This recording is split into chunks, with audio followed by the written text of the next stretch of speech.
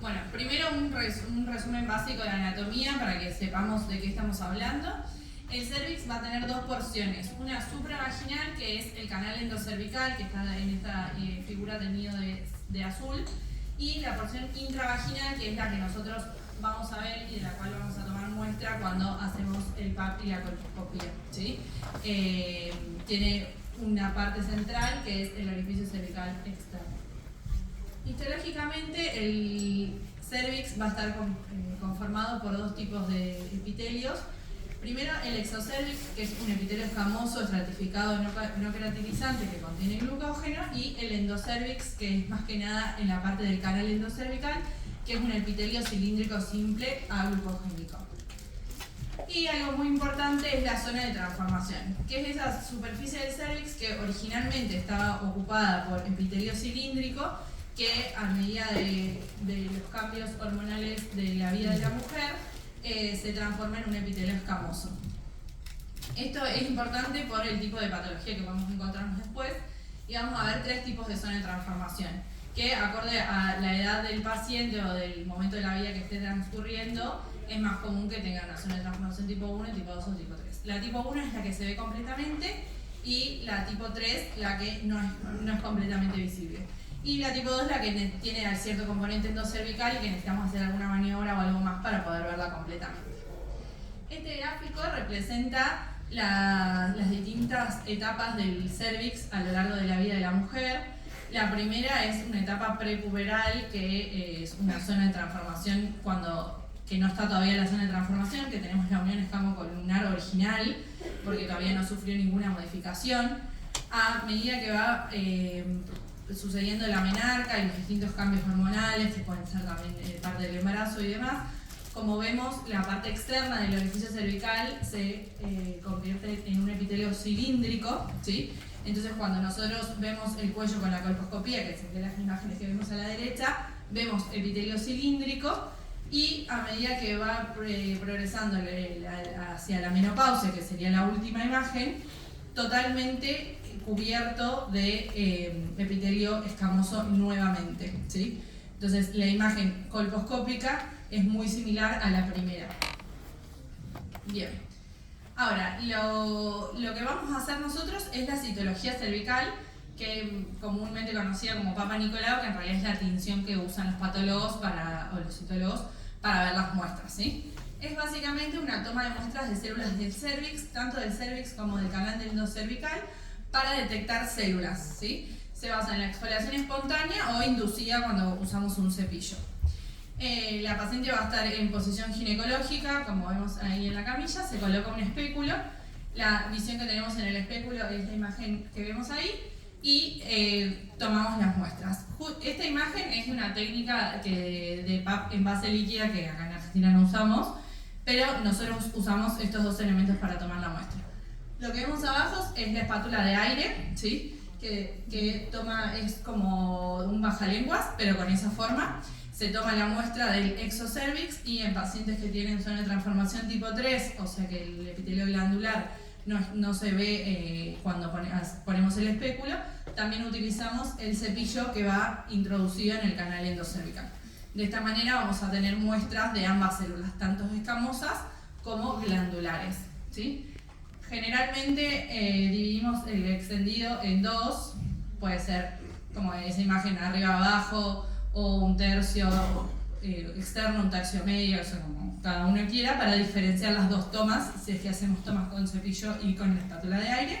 Y la fijación de la muestra se tiene que hacer de manera inmediata, puede ser con alcohol, o muchas veces usamos fijador, el spray que usan las abuelas para los peinados. Bien. Y la otra parte del examen es la colposcopía, que es una técnica que mediante el colposcopio, que es ese aparato que vemos ahí, tenemos un examen del cuello del uterino a mayor aumento, ¿sí? Y es un auxiliar del PAP. Nosotros somos un país que es colposcopista, y en realidad todas las pacientes que le hacemos PAP también le hacemos colposcopía, en parte porque la citología, nosotros no tenemos un screening poblacional como si tienen otros países, por ejemplo Suiza, sino que es más un screening acorde a la paciente que acude a la consulta. No es que una paciente que tiene que tener control se la llama y acude para hacer un screening poblacional. Entonces generalmente hacemos PAP y colposcopía y si notamos ya alguna lesión colposcópica se procede y no se espera al resultado del PAP, ¿sí? Es un método de diagnóstico, es muy útil para tomar biopsias, para elegir las lesiones y también para determinar la extensión de las lesiones. Bien, esto sería una visión de un cuello normal con un colposcopio.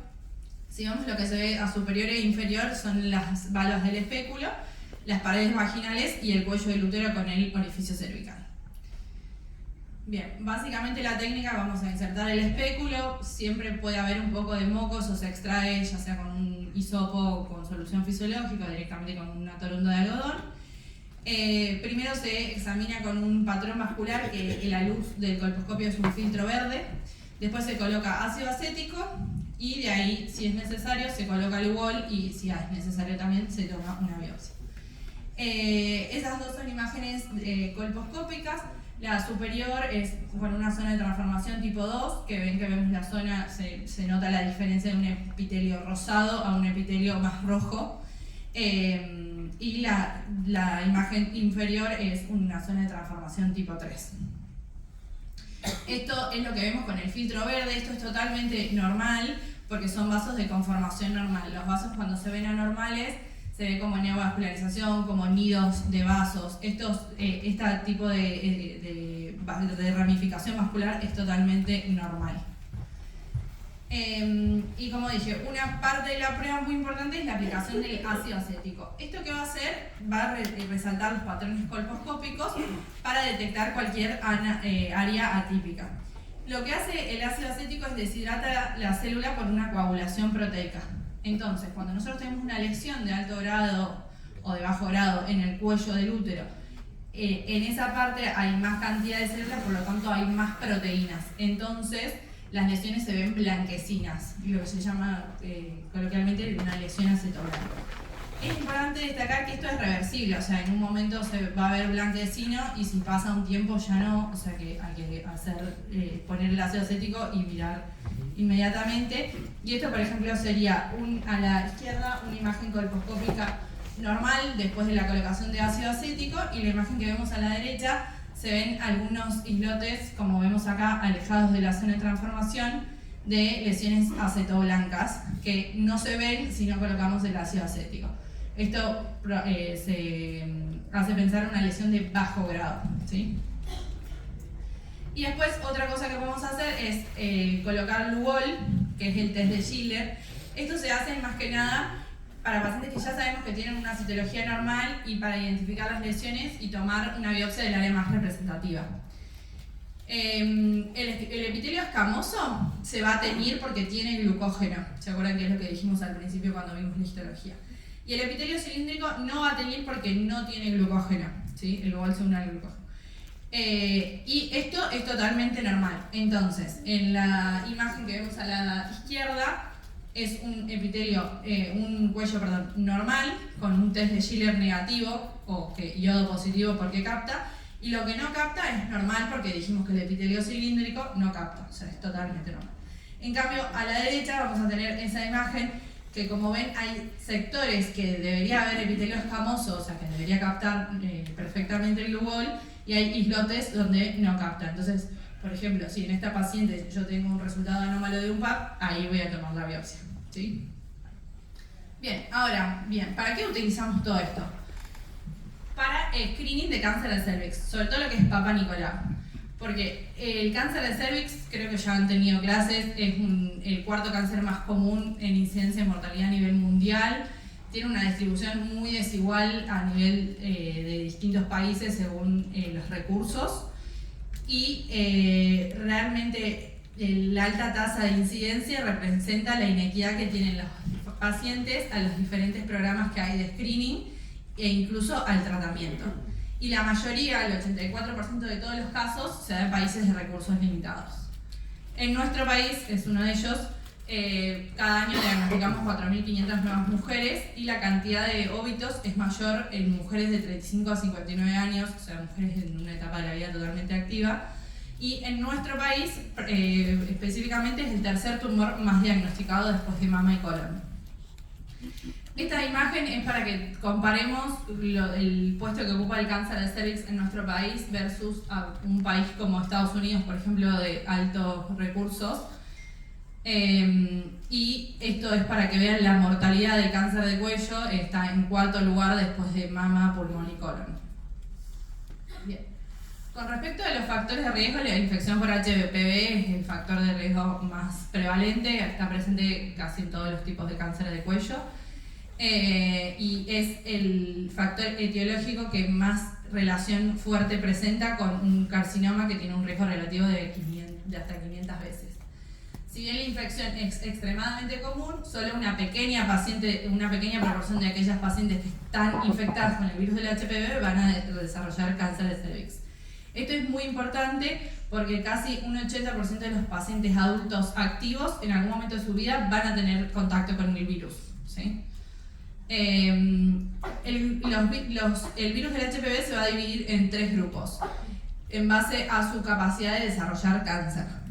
Van a ser los grupos de alto riesgo, son los que son más oncogénicos, que los más comunes y conocidos son el 16 y el 18, y de bajo riesgo los más comunes son el 6 y el 11, que son los que generan los condilomas o las verrugas.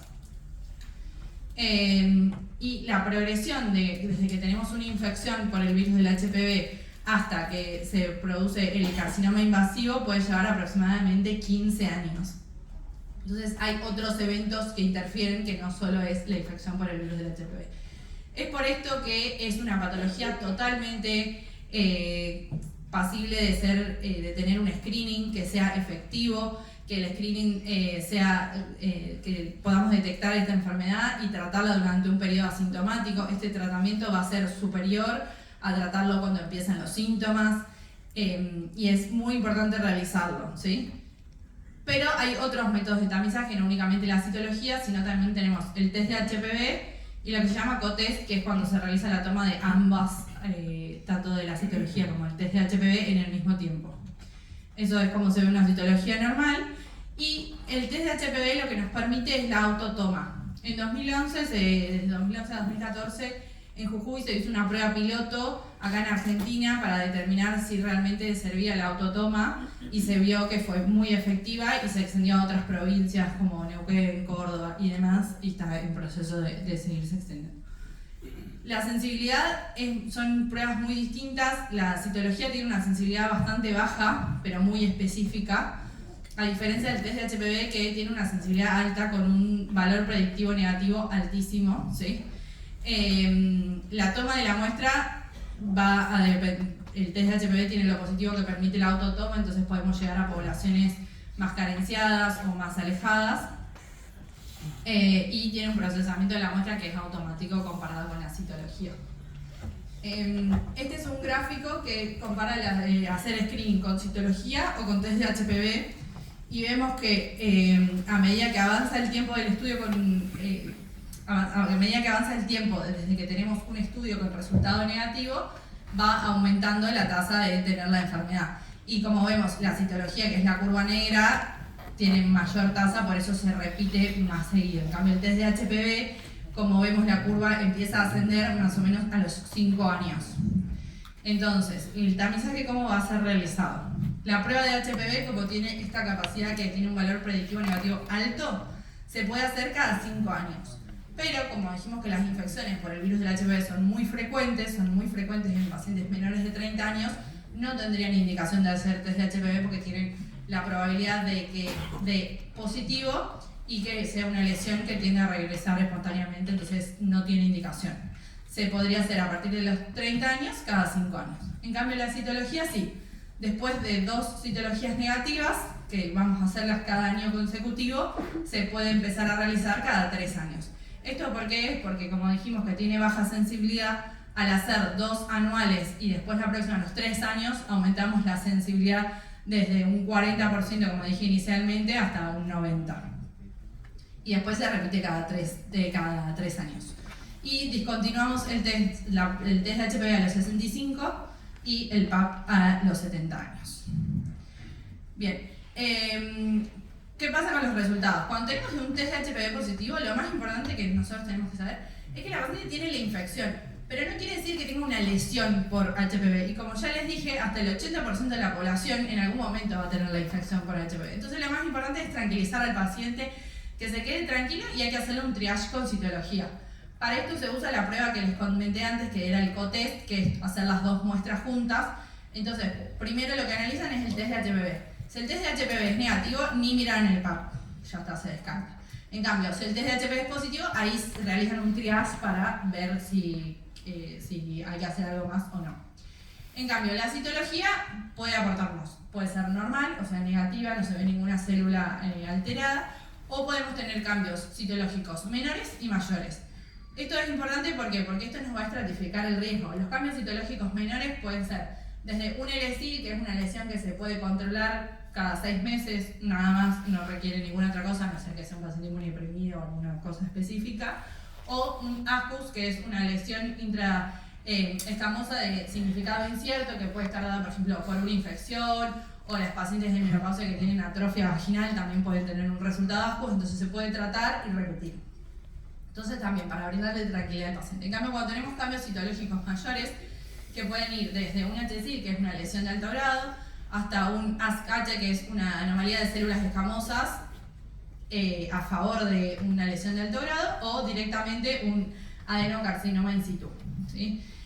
Y también en el PAP muchas veces nos pueden informar directamente que es sugestivo de un carcinoma. No es diagnóstico nunca, porque el diagnóstico siempre lo tenemos que hacer con histología, pero sí muy sugestivo. Esto para que tengamos una idea de cómo se ven las células cuando es una lesión de bajo grado, que es a la izquierda, que son células grandes.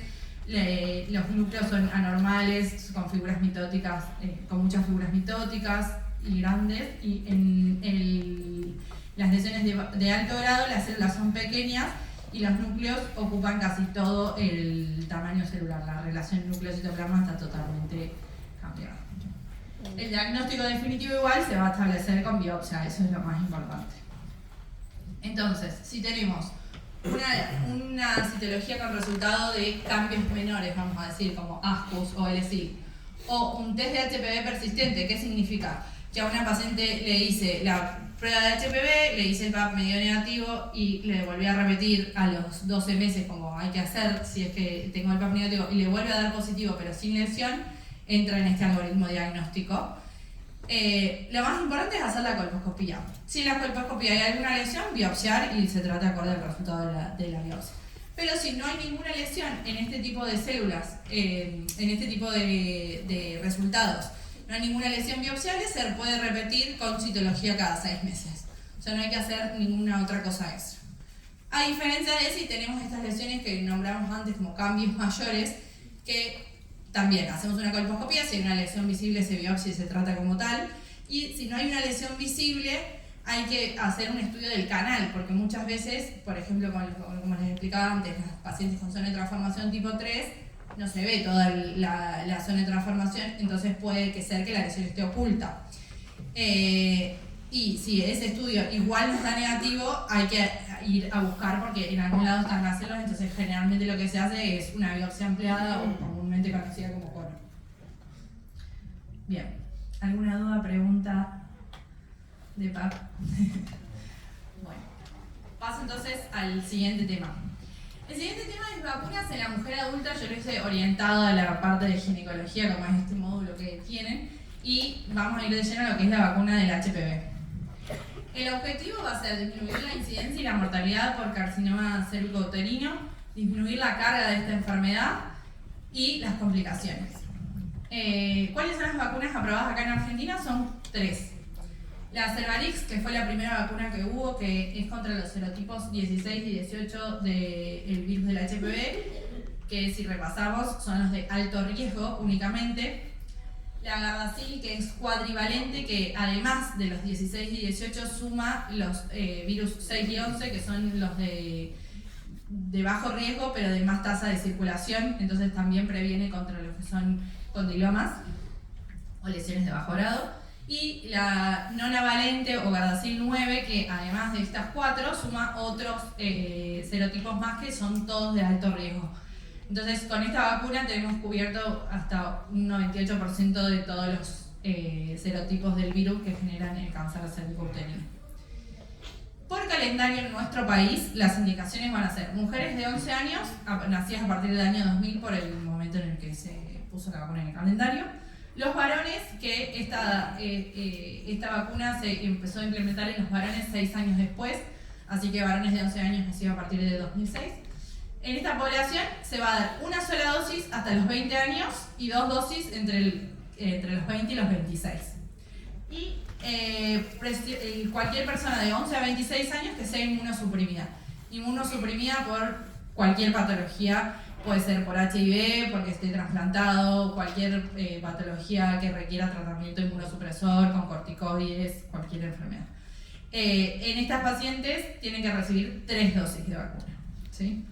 Esto de que es una dosis versus 2/3 que dábamos antes, cambió ahora justo en enero, ¿sí? La ministra de Salud firmó un comunicado, básicamente basado en algunos estudios africanos que lo que hicieron es administrar una dosis de la vacuna meningocócica asociada a una vacuna del virus del HPV versus administrar 2 dosis.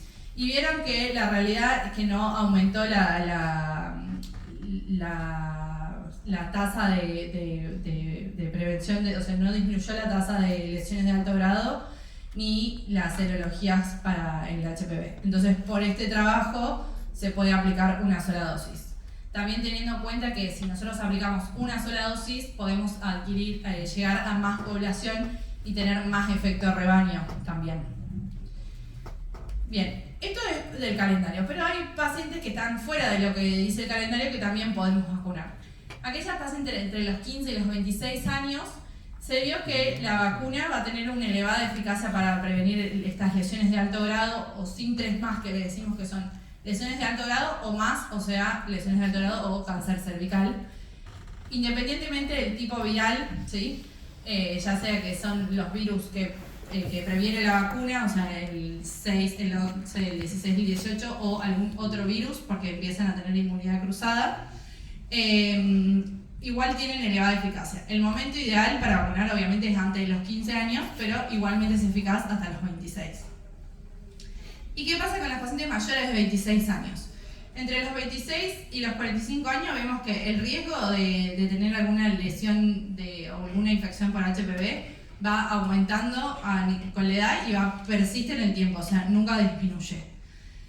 Hay 2 estudios que evalúan este grupo poblacional de 26 a 45-55 años y evalúan las diferentes vacunas. Este estudio, Patricia, es para la primera vacuna que les nombré, que es la Cervarix, la que cubre 2 serotipos del virus.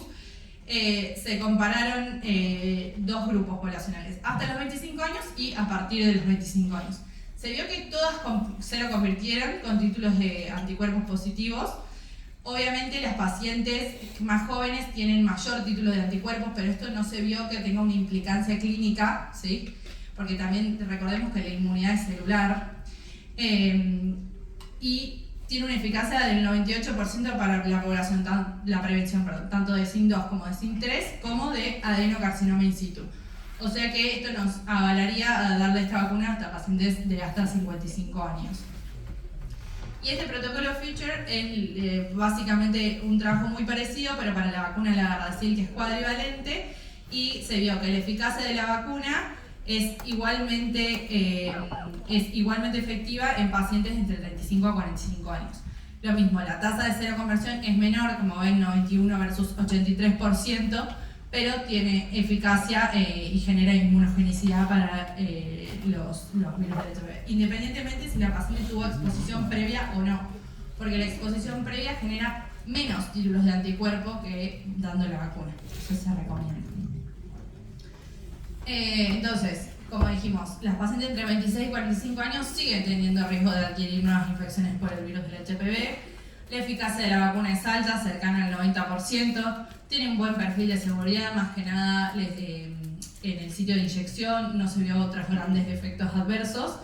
Entonces la indicación va a estar personalizada. No hay trabajos de costo-beneficio poblacional, por lo tanto no va a ser una política de salud que se va a aplicar, pero en cada caso particular y a decisión individual de la paciente nosotros se la podríamos recomendar y que la paciente decida si se la quiere poner. Y en la ANMAT las vacunas no tienen límite de edad. Si bien los trabajos, como mostré antes, son hasta 45 y 55 años. Ahora, aquellas mujeres que ya tuvieron lesiones producidas por el virus del HPV son igualmente de alto riesgo para adquirir nuevas infecciones. Tienen hasta un 70% de riesgo para adquirir una nueva infección. Se vio que estas pacientes ya tratadas o en el tiempo cercano al tratamiento se previenen nuevas lesiones con las vacunas. Sobre todo con la Gardasil, que es la que cubre también los serotipos del virus que generan los cotilomas, porque previene hasta un 63% la nueva aparición de condilomas. Así que nosotros generalmente solemos recomendar a las pacientes que tratamos que se vacunen, si pueden. Este es un estudio que se vio que vacunan a las pacientes después de hacerle una conización por una lesión de alto grado. Todo sobre under real life conditions, o sea que son estudios que hicieron retrospectivo en base a sus propios pacientes y se vieron que fue mucho menos frecuente la tasa de persistencia y de recurrencia en las mujeres vacunadas versus las no vacunadas. Así que para aquellas pacientes que ya tuvieron alguna lesión, si bien la vacunación no va a modificar la evolución de la lesión presente en este momento, no es terapéutica, pero generan una significativa protección para nuevas infecciones. Si bien no hay estudios prospectivos randomizados para valorar la vacuna en esta instancia. Bien, y después muy breve sobre vacunas en el embarazo, ¿sí? La vacuna antigripal está indicada en la embarazada porque disminuye la muerte fetal en un 27%, la tasa de influenza en hijos hasta un 70%, porque recordemos que los recién nacidos no se vacunan hasta los 6 meses.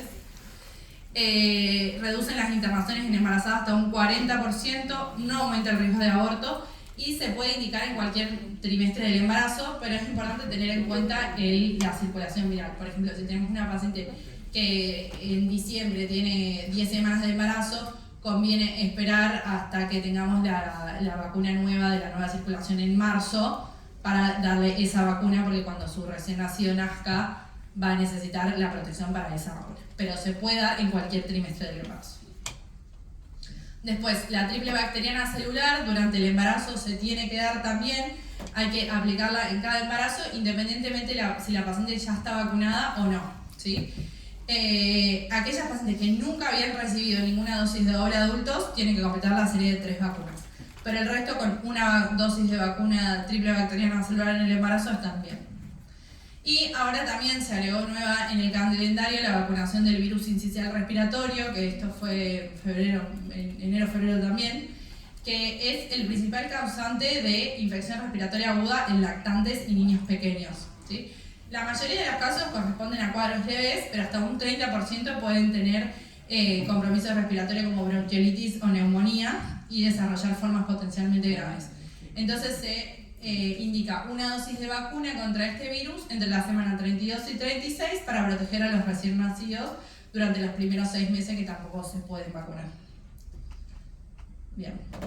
¿Alguna duda, pregunta sobre este tema?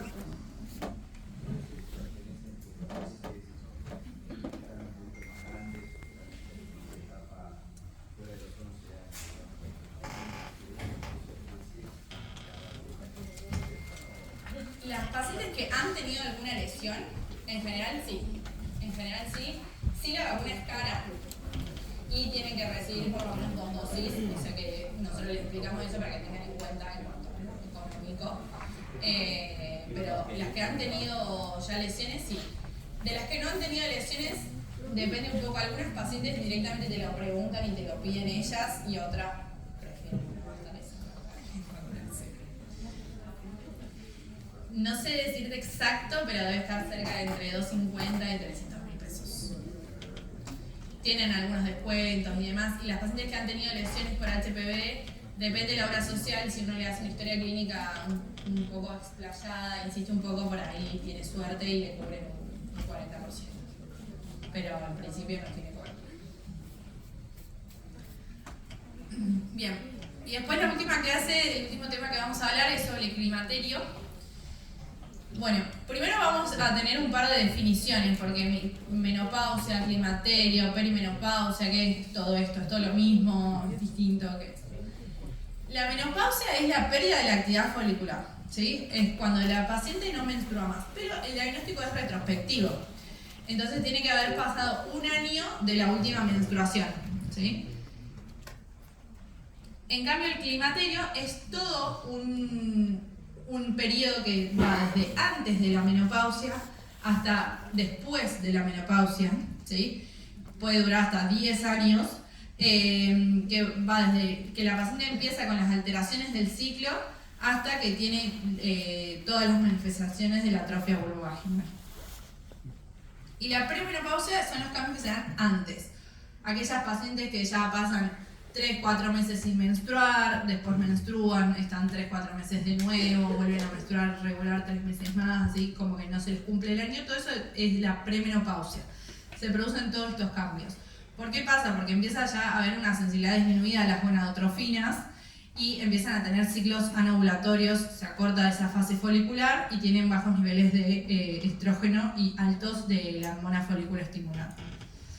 Y la posmenopausia ya es una vez que tenemos el diagnóstico confirmado, o sea, ya lleva la paciente 12 meses sin menstruar, tenemos la posmenopausia. Y ahí va a predominar como estrógeno la estrona.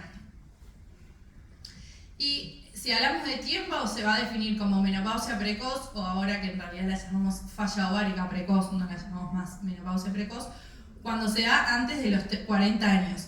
Que esto es patológico, tiene sus causas particulares y demás, no es parte del proceso de envejecimiento fisiológico. La vamos a llamar menopausia temprana cuando es antes de los 45 años y tardía cuando es después de los 55 años. En Argentina la edad promedio de menopausia es entre los 50 y los 52 años. Bueno, y acá para hacerlo un poquito más gráfico a lo que les explicaba, vieron que el climaterio ocupa casi toda esa línea del tiempo. La menopausia es un momento específico y la perimenopausia aquello que va tanto antes como después de la menopausia. Bien, ¿qué pasa en nuestras pacientes que entran en la menopausia? Empiezan a tener depresión folicular. Esta depresión folicular empieza desde que nacemos en realidad y se acelera en la perimenopausia. Esto deviene en una reducción de los estrógenos y entonces no tenemos esos mecanismos de feedback negativo que se hace con los estrógenos. Entonces empieza a aumentar a nivel de la hipófisis la secreción de FSH, ¿sí? Y lo que es inhibina a nivel ovárico empieza a disminuir la producción porque tenemos menos folículos, los folículos son los que producen la inhibina.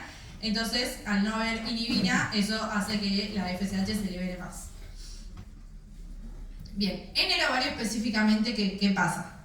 Disminuyen estos folículos, empiezan a disminuir las células de la granulosa, que las células de la granulosa son las encargadas de producir el estrógeno.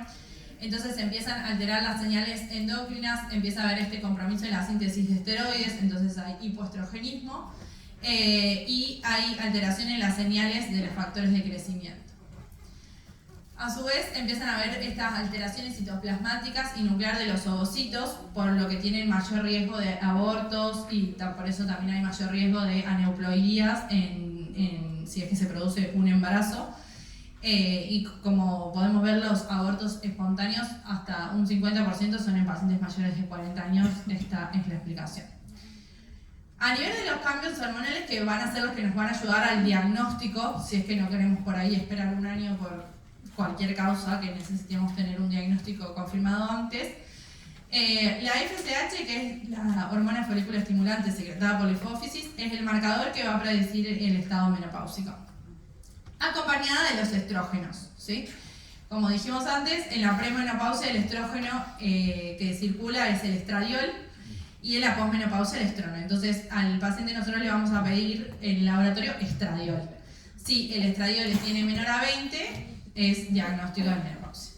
Ahora con la FSH, según los resultados, también va a tener en relación con la fertilidad más que nada, porque una paciente, por ejemplo, de 55 años, yo puedo esperar un año y que no menstrue y listo, necesito tener un diagnóstico antes. Por ahí una paciente más joven que está buscando embarazo y demás, sí necesita un diagnóstico, por eso le pediría el estudio hormonal, no se hace de rutina. Si tenemos un valor menor a 20, es normal, puede tener un embarazo. Entre 20 y 30 ya implica que empezaron a ver estos cambios que nombrábamos anteriormente, ¿sí? Ya es menos probable, ya los ovocitos empiezan a tener esa menor calidad y demás, y más de 30 ya no se puede embarazar. Pero el diagnóstico de la menopausia va a ser con 2 determinaciones de más de 40 separadas de 3 meses. Ese es el diagnóstico, ¿sí? Porque si con 30 ya no se puede quedar embarazada, no hacemos diagnóstico, porque esto puede revertir. Porque hay momentos en que va a tener ciclos anovulatorios, pero después puede tener un ciclo ovulatorio, ¿sí? Y después otra hormona también muy nombrada y conocida, que es la hormona antimuleriana, es un buen marcador de la reserva ovárica, pero en general no lo usamos como diagnóstico de menopausia, ¿sí? Va disminuyendo linealmente desde ya 10 a 5 años antes, desde la última menstruación ya podemos ir viendo esta disminución. Valores normales van de 1,2 a 2,4. Bien. Ahora ya metiéndonos específicamente en la menopausia. Las manifestaciones clínicas van a ser sistémicas, puede ser desde dolores de cabeza, los conocidos sofocos, como aumento del riesgo cardiovascular, disminución de la calidad del cabello que se vuelve más fino, puede tener más caída de cabello, empieza la pérdida de masa ósea, cambios en la piel, cambios en lo que es vulva y vagina, que empieza el síndrome genitourinario y demás. Vamos a ir ahora igual uno por uno. Bien, los más comunes y conocidos son los síntomas vasomotores, que básicamente son los sofocos. Son los que tienen aparición a corto plazo e incluso pueden empezar antes de la menopausia, ¿sí? Como un síntoma ya de depresión estrogénica. Es una sensación brusca de calor, de pronto empieza un calor y que es transitorio, ¿sí? Se acompaña de palpitaciones, sudoración, ansiedad. ¿Cuál es la teoría más aceptada de esto? Son que los mecanismos termorreguladores van cambiando en la transición a la menopausia y esa zona termoneutral, que normalmente no nos produce a nosotros ningún cambio, se acorta. Entonces, cualquier cambio es mucho más sensible, ¿sí? Entonces, esta disminución de los estrógenos va a aumentar la norepinefrina. Esto aumenta los receptores hipotalámicos de serotonina, entonces están mucho más sensibles y se estrecha esa zona. El tratamiento se hace ante síntomas moderados a severos, o sea, aquellos sofocos que alteren la calidad de vida. Es totalmente normal y parte del proceso que la paciente tenga sofocos, pero no que alteren su calidad de vida. Por ejemplo, se despiertan 2 o 3 veces a la noche, no pueden estar en eventos sociales y demás. En esos casos, por supuesto, hay que ya tratarlos. Y la terapia más efectiva es la terapia hormonal. Aunque hay algunos, muy poquitos, que no responden a esta terapia. Y siempre, generalmente, los beneficios van a superar los riesgos en aquellas mujeres que sean saludables, que no sean tabaquistas y que sean menores a 60 años. Y siempre antes de los 10 años de menopausia. Igual ahora voy a hablar un poquito más después del tratamiento. Otros síntomas muy comunes en la menopausia son los síntomas psicológicos y del estado de ánimo, aparecen a corto plazo. La mayoría de las mujeres perimenopáusicas van a tener alteraciones del ánimo, del sueño, y son pacientes que, comparadas con una paciente en edad fértil, tiene de 2 a 4 veces más riesgo de tener depresión.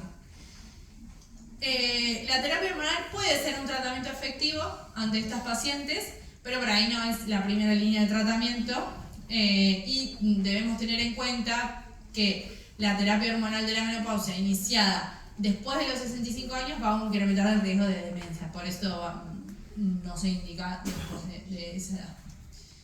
Bien, otra parte de la menopausia va a ser el síndrome genitourinario de la menopausia, que son todos aquellos síntomas que se asocian a la disminución de estrógenos en lo que es vulva, vagina, uretra y vejiga, ¿sí? ¿Por qué? Porque tienen un desarrollo embriológico común, entonces la depresión estrogénica afecta tanto a la vulva y la vagina como a la vejiga y la uretra, ¿sí? Clínicamente aparece un poquito después de la menopausia, 4 o 5 años postmenopausia. ¿Qué pasa? Se adelgaza el epitelio, ¿sí? Y se va atrofiando. Esto da sequedad vaginal, irritación, flujo, urgencia miccional, nicturia, infecciones urinarias de repetición, ¿sí? Lo clásico siempre fue que el tratamiento se dé una vez iniciados los síntomas Pero ahora lo que se hace y lo que se indica es acompañar a la paciente en este proceso de la menopausia, si no tiene ninguna contraindicación, ya empezar con el tratamiento, ¿sí? ¿Por qué? Porque el tratamiento es local, con estrógenos locales, que en general tienen casi nula absorción sistémica, sobre todo el promestrino, que es el de elección, y entonces las contraindicaciones que tienen son muy pocas, ¿sí? ¿Cómo se hace el tratamiento? Se aplica el óvulo, que puede ser en óvulo o en crema, según cómo le quede más cómodo a nuestra paciente. Primero diariamente, como para hacer una dosis de carga, y después pueden quedar 2 veces a la semana e incluso 1 vez a la semana, ¿sí? Bien. Bueno, y con respecto al sistema óseo, los estrógenos normalmente durante la vida generan un aumento de la masa ósea por un mecanismo indirecto y a su vez incrementa la apoptosis de los osteoclastos. En la premenopausia ya empieza la pérdida, a medida cada año que pasa se pierde 1% de la premenopausia. Pero después de la menopausia esta pérdida se empieza a hacer más rápida y pronunciada de un 3 a un 5% anual. Por eso es fundamental en esta etapa de la vida que las pacientes tengan un adecuado consumo de calcio, un adecuado nivel de vitamina D, para evitar todo este proceso que es totalmente fisiológico, ¿sí? El consumo recomendado de calcio en adultos mayores de 50 años va a ser 1.200 miligramos día y la vitamina D de 800 a 1.000 unidades internacionales por día de vitamina D. Bien, ahora, ¿qué es la osteoporosis? La baja masa ósea que genera un aumento de la fragilidad del hueso, entonces mayor riesgo de fracturas. Va a aumentar según la edad y aquellas pacientes con osteoporosis un 20 o un 25% cuando tienen osteoporosis de los 50 años ya tienen una o más fracturas vertebrales. Las fracturas más comunes de osteoporosis son la típica de muñeca, la de columna, que les empieza a disminuir la estatura, y la fractura de cadera, ¿sí? ¿Cuáles son los factores de riesgo para la osteoporosis? Aquellas pacientes que tengan bajo IMC, que tengan un antecedente de una fractura previa por un traumatismo leve que no pueda explicar específicamente esa fractura, que tengan un tratamiento por corticoides, que sea una paciente fumadora, que tenga alta ingesta de alcohol o pacientes con artritis reumatoidea. ¿Cómo es el diagnóstico? El diagnóstico va a ser con la densitometría, pero se lo pedimos a todas las pacientes. La realidad es que no, tiene sus indicaciones precisas. Sí se lo vamos a pedir a aquellas pacientes a partir de los 65 años, ya para hacer un tamizaje de aquellas pacientes que tienen mayor riesgo. Y las pacientes posmenopáusicas menos de 65 años que tengan algún factor de riesgo de los que nombré anteriormente. Si voy a iniciar un tratamiento para la osteoporosis o para prevenir, también tengo que tener una densitometría previa para poder comparar y el efecto del tratamiento. Aquellas pacientes que tengan pérdida de la estatura, porque yo voy a estar sospechando que tienen una fractura vertebral, o aquellas pacientes con cifosis torácica que también me hacen sospechar que tienen una fractura vertebral. El tratamiento farmacológico se va a dar en aquellas pacientes que tengan una fractura vertebral o fractura de cadera, o que tengan los valores de la densitometría que diagnostiquen la osteoporosis, que va a ser un T-score menor a 2,5. Y la densitometría generalmente la vemos en columna lumbar y en cuello femoral. Y la osteopenia, que sería con el T-score de -1 a -2,5, las vamos a tratar aquellas pacientes que tengan un riesgo de fractura a 10 años de por lo menos 20% para fractura osteoporótica y 3% de fractura de cadera. O sea, no a todas las tratamos. ¿Cuáles son las opciones de tratamiento? Bueno, hay muchas opciones de tratamiento. En parte lo que es terapia hormonal puede disminuir el riesgo de fractura de cadera, pero si la paciente ya tiene diagnóstico de osteoporosis, no va a ser el tratamiento principal. Se puede adicionar para evitar prevenir la masa ósea, pero no va a ser el principal tratamiento. Y disminuye el riesgo de fractura de cadera en un 34%, de vértebra en otro 34% y de fractura no vertebral hasta un 23% después de 5 años de tratamiento. Otra etapa del tratamiento puede ser el raloxifeno, que es un modulador selectivo de los receptores de estrógeno, que es parecido al tamoxifeno que se usa para el cáncer de mama, que reduce el riesgo de fractura hasta un 30% en mujeres que hayan tenido fractura previa, hasta un 55% en aquellas que no lo tuvieron. Y los bifosfonatos, que son parte también del tratamiento. Bien. Y con respecto al riesgo vascular, sabemos que los estrógenos tienen un efecto positivo a nivel del riesgo vascular, sobre todo en los vasos de mujeres jóvenes, de 50 hasta 59 años. Y el efecto sobre aquellas mujeres que se han alejado de la menopausia ya no es protector, sino por el contrario, ¿sí? Las pacientes que tienen la menopausia e inician la terapia hormonal de manera temprana, les va a disminuir el riesgo cardiovascular. Ahora, si yo empiezo el tratamiento después de 10 años de la menopausia, este riesgo, este efecto, no solo que es no significativo, sino que por el contrario aumenta el riesgo, ¿sí? Bien. Bueno, ¿cuál va a ser el tratamiento de nuestra paciente? Puede una paciente a la consulta con diagnóstico de menopausia, hace un año que no menstrua. La realidad es que si no tiene ningún síntoma, como nombrábamos antes de los sofocos que alteran la calidad de vida y demás, vamos a hacer un tratamiento no farmacológico. Más que nada medidas higiénico-dietéticas. Evitar insistir con la cesación tabáquica, que eso nos va a disminuir el riesgo cardiovascular, disminuir el riesgo de osteoporosis, disminuir el riesgo de sofocos, ¿sí? Limitar el consumo de grasa y colesterol, mantener el equilibrio calórico, que tenga un adecuado consumo de vitaminas, minerales, sobre todo de calcio por lo que contábamos en la osteoporosis, y que hagan actividad física.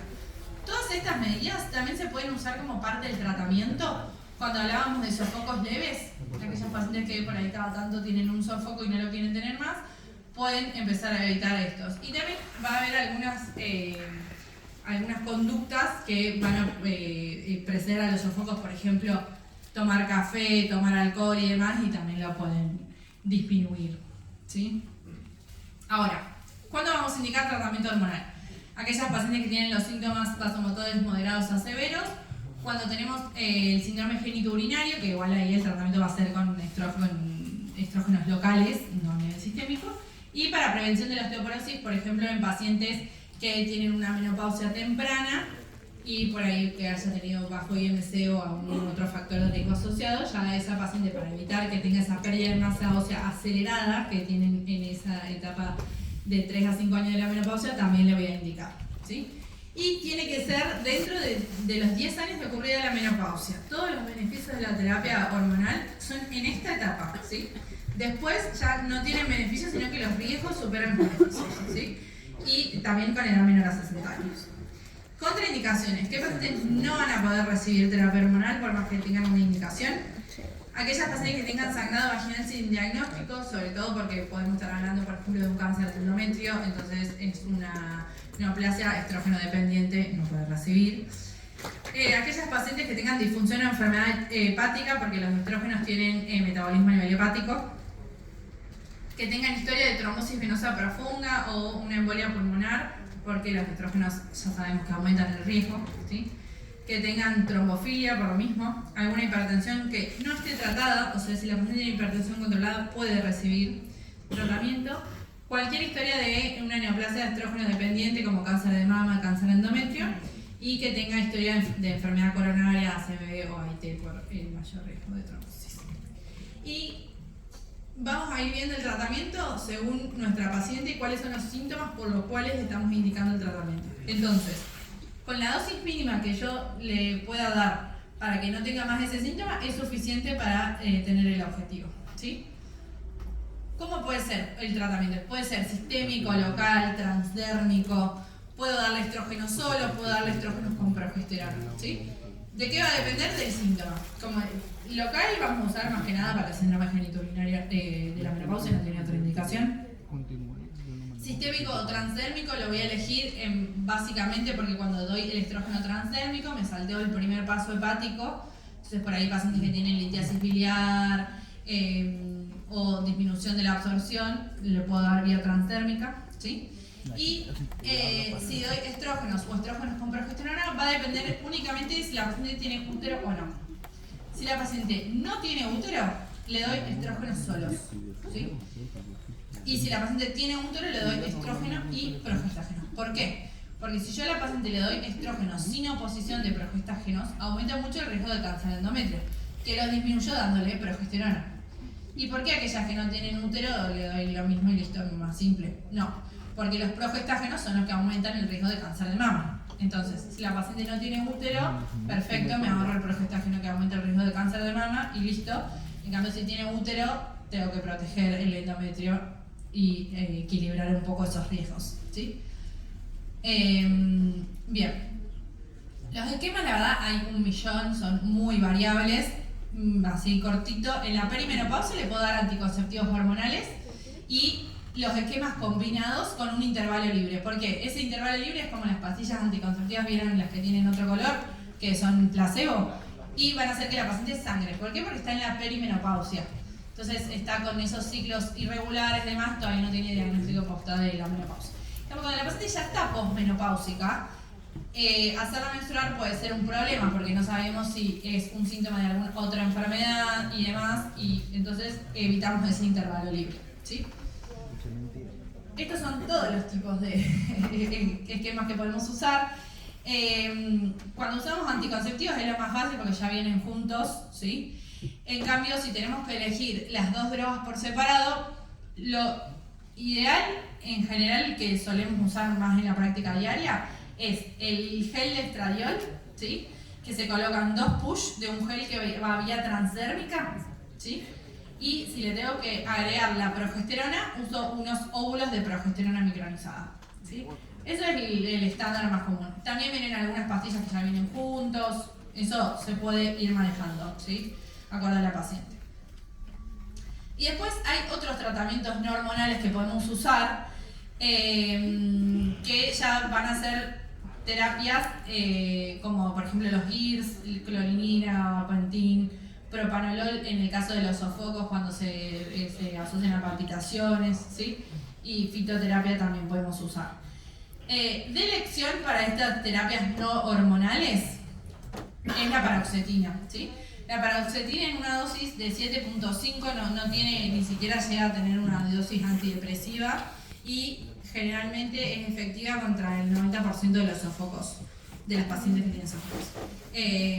Así que ese sería nuestro tratamiento de elección, por ejemplo, que utilizamos para las pacientes que tienen cáncer de mama jóvenes, que están menopáusicas y que no pueden recibir obviamente terapia hormonal, ¿sí? Tiene diferentes efectos secundarios, en general son muy leves porque la dosis es muy baja, ¿sí? Somnolencia, difusión sexual, sequedad bucal, constipación, no mucho, más que eso. Y si bien esa es la dosis estándar, se puede ir aumentando si no responde al tratamiento. Y por último, ¿cuál es el riesgo oncológico de la terapia hormonal de reemplazo? Si hablamos de cáncer de mama, tiene un riesgo aumentado de 1.14, o sea, tampoco es tanto riesgo, si la iniciamos antes de los 50 años y dura más de 10 a 12 años. O sea, si nosotros la terapia la interrumpimos antes, no tiene mayor riesgo, ¿sí? Con respecto al cáncer de ovario, el riesgo relativo va a ser 1.4, también el mismo criterio si se usa por más de 5 años. Y del cáncer de endometrio es 2.3 si es solo con estrógeno. Ahora, si usamos la progesterona, este riesgo se elimina. Entonces, como conclusión, la terapia hormonal de reemplazo la vamos a utilizar en pacientes menores de 60 años, desde los 10 años del diagnóstico de la menopausia no la podemos iniciar después porque aumentan los riesgos, y lo ideal es usarla por menos de 5 años. De esta manera obtenemos todos sus efectos beneficiosos, evitándonos aquellos efectos de aumentar riesgo oncológico, aumentar riesgo cardiovascular y demás. Bueno, muy bien. ¿Alguna pregunta, dudas?